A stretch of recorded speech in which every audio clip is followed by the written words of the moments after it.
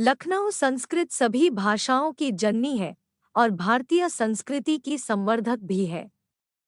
संस्कृत प्रसार के इसी विचार को लेकर सर्वत्र संस्कृतम एवं आधुनिक भव संस्कृतम वद अभियान के अंतर्गत हरदोई की बहुभाषाविद साहित्यकार डॉक्टर मिथिलेश कुमारी मिश्र, पूर्व निदेशक विहार राष्ट्र भाषा परिषद एवं विहार संस्कृत समाज की महासचिव का जयंती समारोह आज 3 दिसंबर 2023 को अभियान के राष्ट्रीय अध्यक्ष डॉक्टर मुकेश कुमार ओझा की अध्यक्षता में संस्कृत साधक सम्मान समारोह आयोजित हुआ। उत्तर प्रदेश हिंदी संस्थान लखनऊ के निराला सभागार में हुए जयंती व संस्कृत साधक सम्मान समारोह का उद्घाटन संस्कृतज्ञ डॉक्टर अनिल कुमार सिंह, विशेष सचिव, गृह ने किया।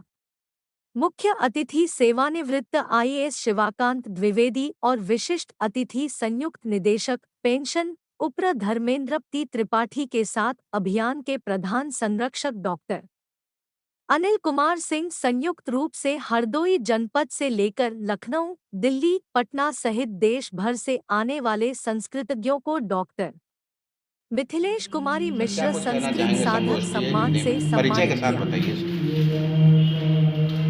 यहाँ हरदोई नगर में मिथिलेश कुमारी मिश्र बहुत बड़ी विद्वान विदुषी हुई हैं, जिनका कार्य क्षेत्र पटना में रहा है। उन्होंने 42 पुस्तकें लिखी हैं और संस्कृत के लिए उन्होंने विशेष सेवा की है।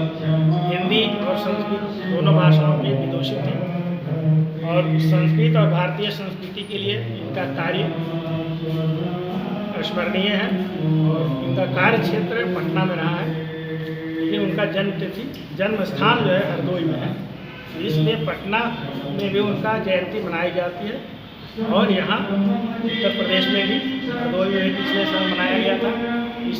और चूँकि ये लखनऊ विश्वविद्यालय से पढ़ी लिखी थी, यहीं से उन्होंने PhD किया था संस्कृत में, इसलिए इस बार लखनऊ में आयोजन किया गया है। ये संस्कृत की साधिका थी, संस्कृत और भारतीय संस्कृति का प्रचार प्रसार कैसे हो, किस तरह से हमारा जीवन उन्नत हो, भारत किस तरह से है, और इसमें पूरे देश से और विदेश से भी लोग जुड़ते हैं।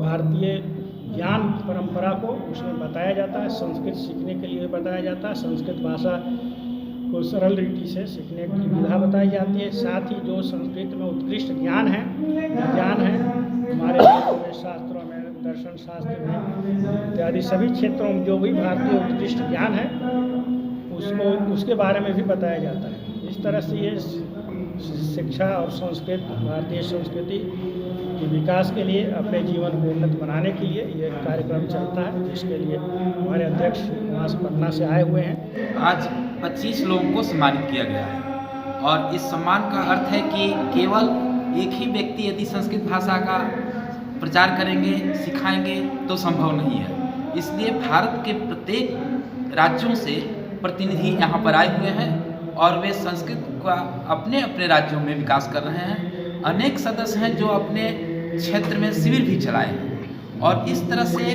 बिना व्याकरण का, बिना साहित्य के ज्ञान के हम जिस तरह से छोटे बच्चे बिना किसी सहारा के